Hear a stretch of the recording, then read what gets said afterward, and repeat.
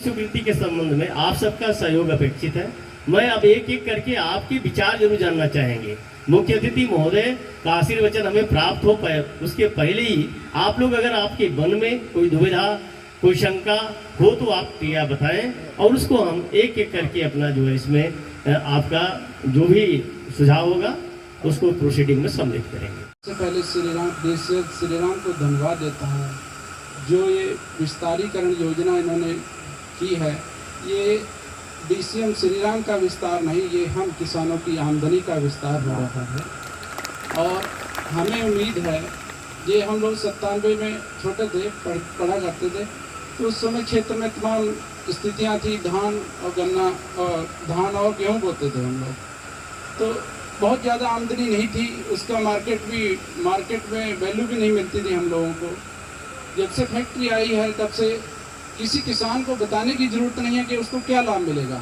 ये फैक्ट्री जितनी बड़ी होगी, ये परिवार जितना बड़ा होगा, उतना किसानों को लाभ मिलेगा, हमारे मजदूरों को लाभ मिलेगा, हमारी आमदनी का विस्तार होगा, जिससे हम लोग आगे जाके कहीं भी जाते हैं तो नाम होता है। इसको हम एशिया की नंबर 1 फैक्ट्री कहते हैं कि हमारी एशिया की नंबर 1, कहीं ना कहीं इसका विस्तार का मुख्य कारण है।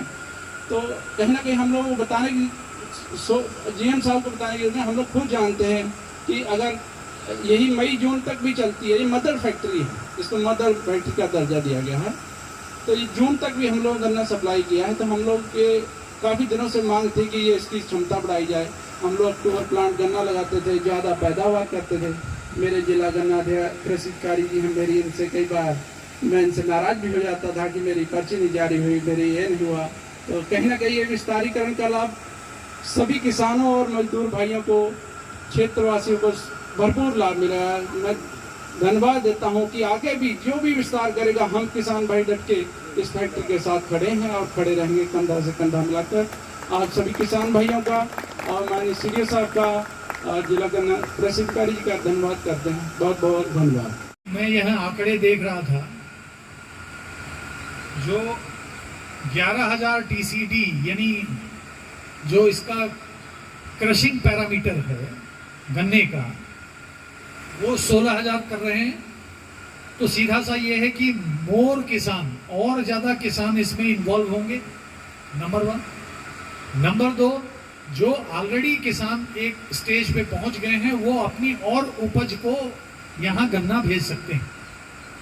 तो किसानों को लाभ इससे डायरेक्टली इस तरीके से होगा।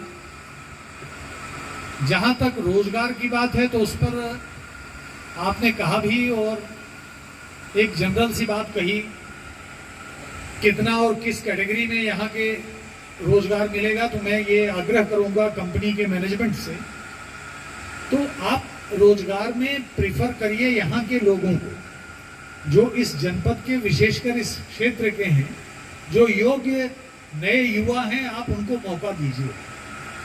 और जो निहायत पात्र लोग हैं उनको आप, जो एलिजिबल कैंडिडेट हो, उसको पूरी पारदर्शिता, जो आपने विश्वास कायम किया है इन लोगों में, ये बहुत काबिले तारीफ।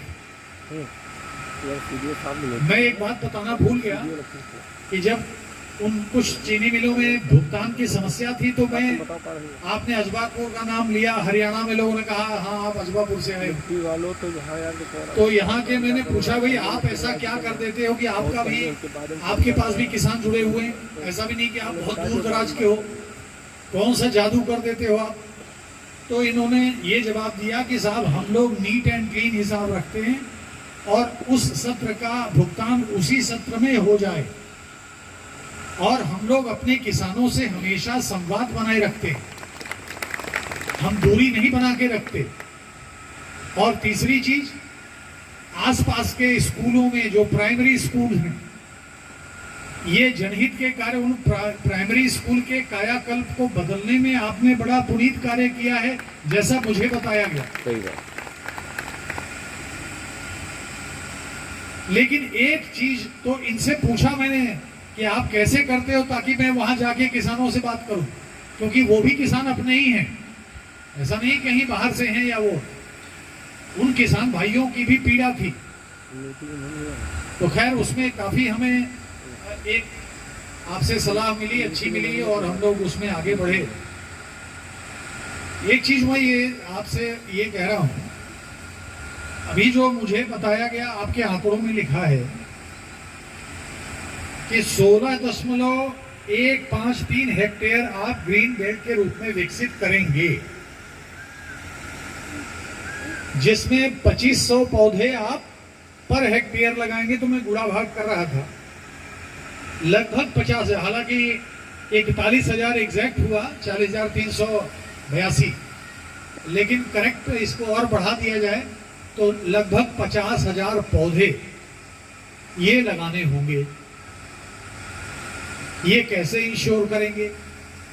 क्योंकि देखिए, पर्यावरण पर किसी भी किसान भाई, मैं बड़ी उम्मीद कर रहा था कि शायद ये बिंदु किसी का आएगा कहीं से। तो पर्यावरण जो कि हमारा सबसे महत्वपूर्ण एक इसका इंग्रेडिएंट है, क्योंकि सारी चीजें यहां से लेके सुप्रीम कोर्ट तक, एनजीटी तक, ये सब लोग वॉचफुल हैं। कल को कहीं कोई पर्यावरण को लेकर के कोई टीका टिप्पणी ना हो। आसपास के हमारे गांव, हमारे सभी किसान भाई जो यहां से 10 किलोमीटर की परिधि में उनके गांव हैं, ऐसा होना नहीं चाहिए, क्योंकि 11,000 आपकी क्षमता में आपने अब तक इतना विकास किया है। जाहिर सी बात है, ये व्यापक जनहित में क्षमता बढ़ाई जा रही है। जो पावर प्लांट आप मेगावाट क्षमता बढ़ा रहे हैं, उससे क्या आपकी इसी फैक्ट्री को लाभ होना है या आसपास के क्षेत्रों में बिजली भी प्रोवाइड करते हैं? यहाँ पे सर जो भी बिजली पैदा होती है गवर्नमेंट को जाती है। हाँ, वो ग्रिड में देते हैं हम लोग। ग्रिड में, बहुत अच्छी बात। तो मिलती तो आपको ही है। हाँ, ठीक है, बहुत अच्छी बात है। तो इस जो दूसरा आपका ये है पैरामीटर, उससे फायदा मतलब ये होगा कि इसकी क्षमता बढ़ेगी। मेरा कंसर्न ये है कि आप ये किसान भाई जो बैठे हुए हैं, इनकी एक टीम बनाइए, ज्यादा नहीं, 10 लोग, जो लोग बोले 10 की टीम बनाइए, और इनसे जो फॉरेस्ट्री आप करेंगे उसका सोशल ऑडिट कराइए। नॉट ओनली द कंपनी तो जो लगाए ही, यहाँ पे जो किसान भाई हैं उनसे भी आप इंडोर्स कराइए कि ये पर्यावरण संरक्षण आपने किया, और उसकी फोटोग्राफ्स वो लोग खड़े हों जहां पौधारोपण, इनसे भी वृक्षारोपण कराइए। आसपास के जनप्रतिनिधियों को बुलाइए, हमारे किसान भाइयों को बुलाइए जो बड़े बुजुर्ग हैं, इनके हाथों से आप वृक्षारोपण करवाइए और एक अभियान चला करके इसको करवाइए। 50,000 पौधे तो मैं कम बोल रहा हूं, आप इससे बढ़ करके, अभी किसी ने कहा ना कि 1 लाख लक्ष्य है, आप ही बता रहे थे अभी वक्ता जो हमारे पूर्व, तो 1 लाख पौधे जो पहले 33% पूरा करने के लिए आपने तय कर रखा था, उसका बैकलॉग, और प्लस ये जो आप हरित पट्टी विकसित करेंगे इसका 50,000, तो इन टोटो आप 1 लाख पौधे का लक्ष्य रखिए और अभियान चला करके यहाँ के कार्मिकों से लगवाइए। यहाँ पे जो आपके चतुर्श्रेणी के या जो चौकीदारी करते हैं उनसे 1-1 पौधे लगाइए और उनसे कहिए कि तुम्हारे 10 पौधे तुम्हारे जिम्मे हैं, गोद ले लें ये लोग। ये जो आपके कार्मिक, इनको सैलरी आप देते हो, आपको चाहिए कि ये पौधे जीवित कैसे रहें। माली तो अपना काम करेगा ही, लेकिन आप यहाँ के कर्मचारियों को कहिए कि 10-10 पौधे गोद लीजिए। तो पौधा खरीदवाइए भले मत उनसे, लेकिन कहिए कि ये पौधा हम ले आए हैं और आप 10 पौधे 1-1 कर्मचारी गोद ले, अधिकारी भी ले।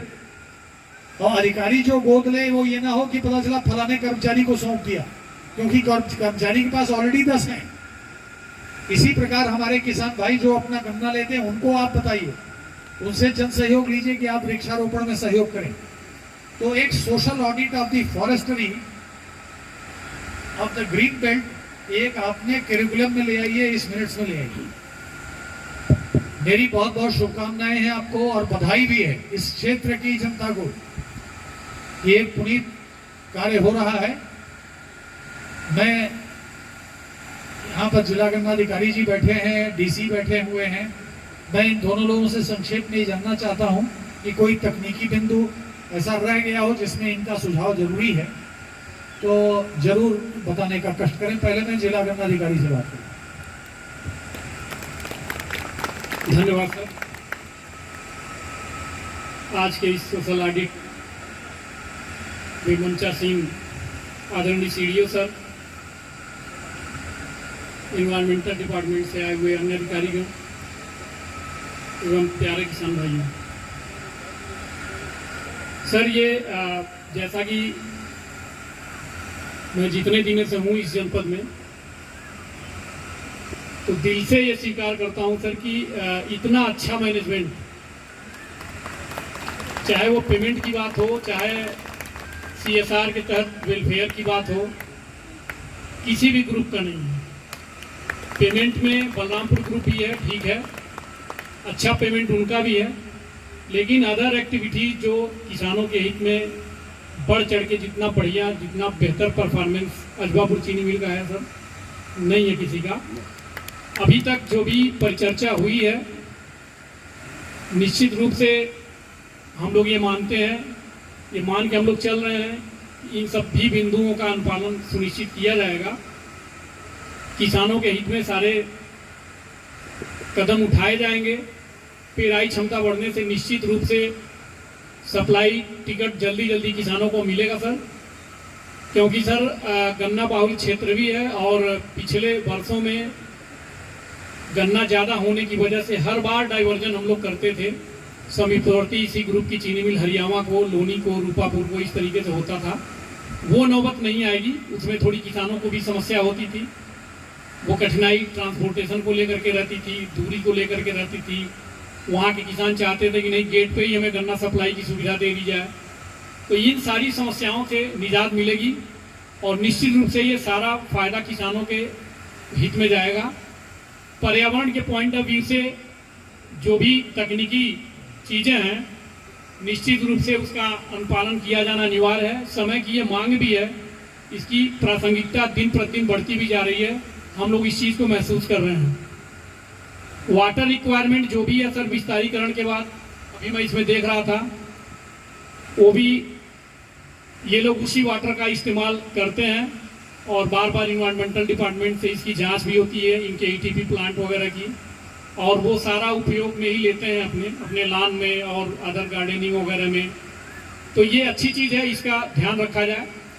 मुझे नहीं लगता है सर कि कोई तकनीकी किसी तरह की, हालांकि ये टेक्निकल बिंदु हमें उतना ज़्यादा हम लोगों को जानकारी तो नहीं है, लेकिन अभी तक का जो चीनी मिलों में भ्रमण है उसके आधार पर मैं कह सकता हूँ कि कोई इस तरह की कोई दिक्कत नहीं आने वाली है और पर्यावरण को विशेष तौर पे ध्यान में रखते हुए ये लोग सारा चीज़ करेंगे सर। बीच बीच में हम लोग भी देखते रहेंगे।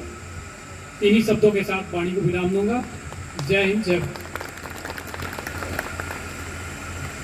धन्यवाद जिला गन्ना अधिकारी जी कि आपने इस वाटर रिसाइकलिंग की बात कही है। इसमें मैं देख रहा था आपके इस आंकड़े में कि भूगर्भ जल का भी दोहन होना है। कितना है? अभी हमने देखा था इसमें 2500 क्या? हाँ, 2500 किलोलीटर पर डे यानी KLD।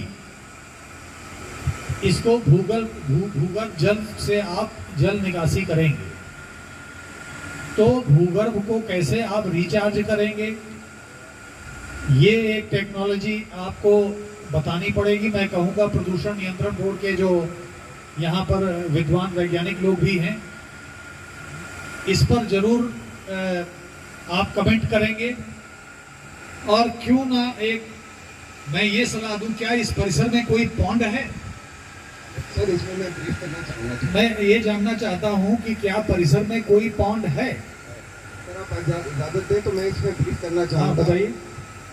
इसमें कंपनी ऑलरेडी हम पिछले कई सालों से हमने कई रेन वाटर हार्वेस्टिंग और चेक डैम वगैरह भी जहाँ जहाँ चाहिए, कंपनी CSR के तहत भी और अंदर भी प्लांट में भी हम रेन वाटर हार्वेस्टिंग करते हैं रेगुलरली। तो इसके तहत भी जो हम आपने जो संख्या बताई 2300 किलोलीटर पर डे का जो विड्रॉल होगा, उसमें भी हम उसका इक्विवेलेंट हम रेन वाटर हार्वेस्टिंग करते हैं। और मुझे आप सबको यहाँ जो उपस्थित हैं ये बताते हुए कि मैं ओवरऑल कंपनी को रिप्रेजेंट करता हूँ, तो हमारी कंपनी वाटर पॉजिटिव कंपनियों में उसकी गणना की जाती है।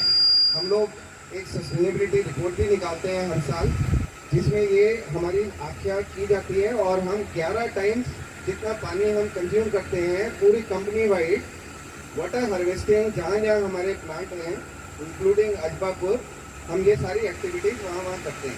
तो हम वाटर पॉजिटिव कंपनियों में हमारी गणना होती है। तो वाटर हार्वेस्टिंग और ग्राउंड वाटर रेजुविनेशन हमारा एक CSR का एक्टिविटी का पार्ट है।